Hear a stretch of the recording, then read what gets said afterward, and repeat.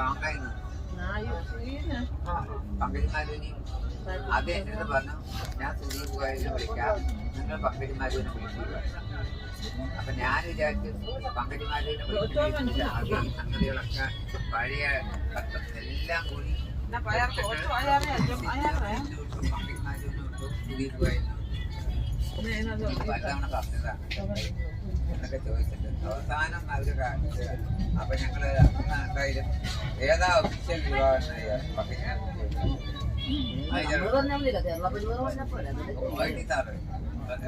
കേരള പരിവാറിന്റെ അംഗീകാരമുള്ള ഇതാണ്. പരിവാർ കേരള 14 പിന്നെ സുദീപ് ഗോയൽ നോക്കിയിട്ടാ പറയുന്നത് രണ്ടുപേരും ആരോ വിളിച്ചിട്ട് സിദ്ധാർത്ഥനൊരു അവൻ ഈ ഏത് മറ്റേ ഇത് നോക്കുന്നത് അന്തിരാമയ അവനെ വിളിച്ചു ഗ്രൂപ്പിൽ ചേർത്താൻ. അപ്പൊ സിദ്ധാർത്ഥന് ഞാൻ അയച്ചു ഇത് മറ്റേ NCT ഗ്രൂപ്പിൽ എപ്പോഴും പക്ഷെ അവൻ ചെയ്തിട്ടില്ല.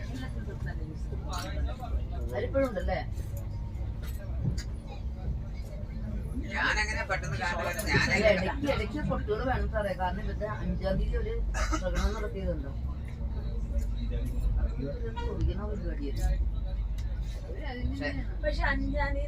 പക്ഷെ ബേസിക്കലി രണ്ട് തെറ്റുകൾ ചെയ്താണ് അതൊക്കെ കയറി അടിക്കാൻ കാര്യം. രജിസ്ട്രേഷന്റെ കാര്യം പോയില്ലേ, അത് പിന്നെ പുതിയതായില്ലേ, പുതിയ രജിസ്ട്രേഷൻ ആയി. ബാങ്ക് അക്കൗണ്ട് ഒരു സൈഡ് പ്രസിഡന്റും ട്രഷററും അവിടെ ഇരിക്കുക, സെക്രട്ടറി മാത്രം വിചാരിച്ച ഒരു ബാങ്ക് അക്കൗണ്ട് ഞാൻ ഡ്രാഫ്റ്റ് ചെയ്ത് വൈകിട്ടാണ് കൊടുത്തു. സാറേ ഈ കൊടുത്താൽ മതി ബാങ്കിൽ അപ്പം സ്റ്റോപ്പ് ചെയ്യും. എനിക്കറിയില്ല നമ്മളൊരു ബാങ്ക് അക്കൗണ്ട് സ്റ്റോപ്പ് ചെയ്യാം. അതുപോലെ കൊടുത്തു. അതിനെ വൈകി വെച്ചിട്ട് എന്ന് വെച്ചാൽ ആ പുതുക്കിയില്ല രജിസ്ട്രേഷൻ, പുതിയ രജിസ്ട്രേഷൻ കൊണ്ട് ബാങ്കിൽ സബ്മിറ്റ് ചെയ്ത് അവര് വിജയിക്കും. എന്ന് മാത്രമല്ല ഇവർ രണ്ടുപേരും കൂടി ഒപ്പിട്ട് ആ പൈസ എടുക്കെടുത്തു പോയിട്ട് ട്രഷറി വിളിച്ചു. അതിനെ നിങ്ങൾ ഇമ്മീഡിയറ്റ്ലി അയച്ചു അങ്ങനെ കൊണ്ട് ലെറ്റർ അയച്ചു. അവര് ആലോചിച്ചു സെക്രട്ടറി മാത്രം. അത് മനസ്സിലായി എന്താ വെച്ചാൽ പോയിട്ട് സാറിനെന്തോ അവനെ പേഴ്സണലി വന്ന് നിലവിളിക്കുകയോ വീട്ടിൽ വന്ന് കച്ചറ ഉണ്ടാക്കുകയോ ഭയങ്കര കേരള പരിവാറിൽ ഇട്ടതല്ലേ അത് പേടിച്ചിട്ടാണ്, അല്ലെങ്കിൽ ഇതൊന്നും സംഭവിക്കില്ല.